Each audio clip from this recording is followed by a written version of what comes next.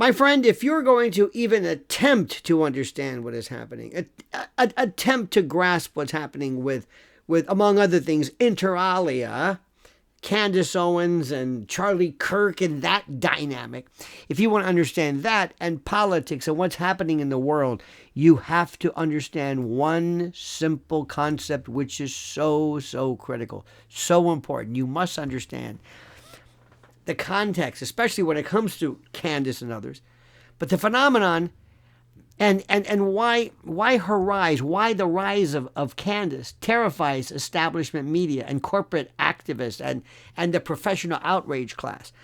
But before you do that, you have to stop pretending that politics and this kabuki-like behavior patterns is only about facts and start recognizing what philosophers and psychologists have warned about for centuries: the nature of crowds, the machinery of mass emotion, and the strange power of ideas when they are simplified and weaponized and repeated at scale. Because long before social media and hashtags and algorithmic outrage and these weird cycles, thinkers were already mapping this terrain. The 18th century philosopher Rousseau famously warned that we have a very imperfect knowledge of the human heart if we don't also examine it in crowds. And in the 19th century, the French social psychologist, the man, Gustave Le Bon, often called the father of crowd psychology, went even further, arguing that understanding and being familiar with crowd behavior is absolutely essential to understanding history itself. Because as he wrote in his landmark work, The Crowd, a study of the popular mind, it is crowds rather than isolated individuals that may be induced to run the risk of death to secure the triumph of a creed or an idea or a belief, that may be fired with enthusiasm for glory and honor. And while such heroism is often unconscious, it is the raw material, the basis from which history is made. And this insight matters today probably more than ever. And it's critical that you understand this, because what we are watching with figures like Candace and others is not simply a debate over policies. It is a collision between centralized narrative control and decentralized mass mobilization, between managed consensus and rebellious crowds that no longer trust the usual gatekeepers. So to understand this moment, to really grasp it, we need to revisit Le Bon's core ideas, starting with his definition of a crowd, which he described not merely as a physical gathering of people, but as a group of individuals united by a common idea or a belief or an ideology. And crucially, this unifying idea is not chosen through careful reasoning or deep examination of the issues and the evidence. Instead, it's absorbed emotionally and accepted superficially. Then it's used as fuel for the action, for the reaction. When an individual becomes part of a crowd, Le Bon argued, he undergoes a profound psychological transformation. He ceases to operate as a fully independent person, and he becomes what Le Bon bluntly called an automaton, a robot, no longer guided by personal will, but swept along by collective impulse, and personal goals are sacrificed to the aims of the group, and emotions and actions become contagious to such a degree that individuals will readily give up their own interests, their own identities, their own focus for the perceived good of the collective, of the crowd. And this is why crowds can suddenly become capable of extraordinary unity, extraordinary bravery, and incredible cruelty. And it is also why modern political movements often feel less like rational coalitions and more like secular religions. See, this is what's going on right now. Think about this. Le Bon maintained, repeatedly that crowds form when an influential idea unites individuals and propels them towards some common goal. But these ideas are rarely created by the crowd itself. They originate with strong personalities and charismatic figures or intellectual elites, yet the masses are incapable of grasping these ideas in their original complex form. So, the ideas must be simplified and compressed and transformed into slogans and symbols and emotionally charged phrases. Le Bon wrote that ideas only become accessible to crowds after assuming a very simple shape, and that even the greatest philosophical truths are stripped and denuded of their depth and nuance once they enter the collective mind. Consider liberty. A philosopher might write an 800-page treatise on freedom, right? Or law and responsibility. But a crowd will rally around a 2-word chant: freedom now. Think about it. This is not accidental. It's structural. This is where leaders enter the picture, because leaders act as translators. They'll take a complex concept and reduce it into some digestible little ort, something easily swallowed. These little emotional quanta and packages. And in doing so, they unite crowds and stimulate action. And as Le Bon observed himself, the majority of people do not possess clear and reasoned ideas on most subjects, as you can probably tell by half of the people on social media. Look at the way they act. Look at the trolls. Look at the groups. Look at the likes and dislikes. Read the threads. But so long as they look to leaders as guides, everything is fine. And in the modern media, environment is critical, and this effect is amplified exponentially. There's a viral clip, a short speech, a meme, a GIF, or a provocative tweet, or X, or whatever you want to call it. Some little glyph can mobilize millions in hours. This is why establishment actors fear figures like Candace Owens. Not because she invents entirely new ideas, but because she simplifies forbidden topics. She reframes taboo arguments, and she communicates them in a way that resonates emotionally with large audiences who already distrust legacy narratives. See, when a leader invokes words like freedom and justice and peace or prosperity, crowds instinctively nod along, often without even examining what these words even mean. But they get into the groove, into the samba, into the beat, into this rote kind of mechanized patella research, or reflex, I should say. And as Le Bon warned, countless crowds have heroically faced death for beliefs and ideas and phrases they scarcely understood. The power of vague language is precisely its ambiguity. Le Bon described these concepts as mysterious forces, almost supernatural powers that evoke grand images while remaining undefined. And this very vagueness actually strengthens their influence. Why? It's easier to understand. Just give me a couple of ideas. I got it. Give me the feeling. Don't worry about the words. Because people project their own desires onto them, which is why political movements, in many cases, often feel almost religious in structure, even when they reject formal religion. A crowd forms a quasi-religious relationship, and it forms it in this relationship to its motivating ideas: total devotion, emotional submission, giving up, moral absolutism. And all of that replaced rational debate. And Le Bon also argued that a person is religious not only when worshiping a god, but whenever he devotes his entire will and his emotional energy and his fanatic intensity to a cause or a leader. And this explains why modern political tribes behave with the same kind of intolerance and ritualistic behavior and moral purity tests that once belonged to the religious sect, even atheism.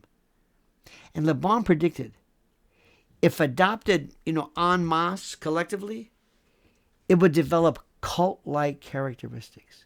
And history has proven time and time again that he's absolutely and disturbingly correct. But when crowds can achieve great things, Le Bon was also clear-eyed about their darker tendencies, but he argued that crowds are often more prone to barbarity and moral regression, not because people are inherently evil. Pitchfork and torch crowds or lynch mobs, not because they're evil, but because collective anonymity dissolves personal responsibility. Maybe the reason why you don't do this individually is because you are individual. You don't want people to know that you believe something. But if you belong to a crowd, you give up. You abnegate any responsibility. And whatever our weird internal feelings are, our destructive instincts that are inherited from these weird primitive survival mechanisms, they remain dormant for the most part in ordinary life. You don't see this just walking around. But because social consequences restrain them, that changes. Because when you're inside a crowd, where individuals feel shielded by numbers and anonymity, oh my God, those instincts reemerge. And the 20th century psychologist Carl Jung reinforced this idea by warning that when people form mobs, the collective psyche releases these dormant, kind of repressed forces that drag individuals down to a lower moral and intellectual level, beneath conscious awareness. They don't even know it. People are ready to erupt when activated by this mass behavior. Just say the word, and this group will turn into a lynch mob. And that is why online mobs today behave, and maybe then too, with such viciousness. Cancel campaigns, pile-ons. Look what they're doing to Candace. They're just coming out of nowhere. They're just coming on in droves, like murmurations. I mentioned, like these starlings. And they're like digital witch hunts. And they're simply modern expressions of ancient psychological patterns. Yet, despite these dangers, Le Bon also explained why crowds are so attractive. Because when individuals live alone with responsibility, uncertainty, and personal failure, they often feel powerless, and they feel overwhelmed, and they feel insignificant. But joining a mass movement, joining a crowd, temporarily lifts his burden, offering this emotional relief. And it's intoxicating. It makes wild. This sense of belonging to something bigger, to a new group, a new friend. It's almost like a cult, like a moving cult. Same kind of similar ideas. But they're belonging to something larger. Even foolish, ignorant, or resentful individuals suddenly feel powerful and important and historically relevant. I'm a part of the group. How many people loved Woodstock? Not because of the individual personalities or the performances, but being a part of the crowd. And this emotional payoff is enormous. And it's one reason why ideological movements to this day persist, even when their real-world outcomes are complete disasters. See, people are addicted to the feeling of this collective strength. They love this. And they like the identity and the purpose of the crowd. And look at teams. Look at teams with jerseys, so tribal. Yankees and Red Sox, and you know what I mean? You've seen this before. Republicans and Democrats and left versus right. It's a crowd. And here is where Candace Owens and the phenomenon becomes especially interesting. Because she operates as a disruptor within this system. She challenges dominant crowd narratives while simultaneously mobilizing a counter crowd, her own crowd, one that's tired of being told what to think by elite media. Oh yeah, it's not just one crowd. You can fight a crowd with a crowd. People are tired of being told by the media and academic activists and, these cultural big shots and pangendrums and ne'er-do-wells and bureaucrats. Her success reveals not only her communication skills, which are incredible, to be sure, but the deeper collapse of trust in traditional narrative authorities. See, people are not just following Candace. No. They're rejecting something else. The managed group, this weird consensus that dominated them for decades. And this fits Le Bon's final and perhaps most important insight, that none of us are fully independent of crowd influence. We're all shaped by ideas, absorbed, socially through culture and education. We do it in our expressions, in our speech, in our clothing, in our style. Complete freedom from ideological influence is impossible. But partial independence can be achieved by consciously examining the beliefs that guide our behavior. By dragging these kind of weird, unconscious assumptions into this light of reason. Because as Le Bon famously warned, and he is so good, the most dangerous tyranny, listen, is not imposed by force, but exercised unconsciously over minds, and it cannot be fought until it is recognized. See, this is why modern battles over speech and censorship and narrative control matter so much. It's simply not about who gets banned or boosted or social platforms that stovepipe you or deprogram you or demonetize you, I should say. It's about who gets to define the ideas, who gets to define the ideas that the crowds adopt, who gets to label dissent as dangerous, who says she's crazy, who says she's a tinfoil hatter, who gets to decide what questions are permitted for you, what you can talk about, what you can't, and who gets to claim moral authority and superiority over reality itself. The rise of independent voices like Candace Owens signals a kind of a fracture in the control system, a rebellion, which I love, against the psychological monopoly once held, remember that, by the sock puppet legacy media and political elites who thought they ran everything.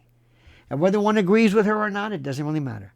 The larger lesson remains unavoidable. Crowds will always exist.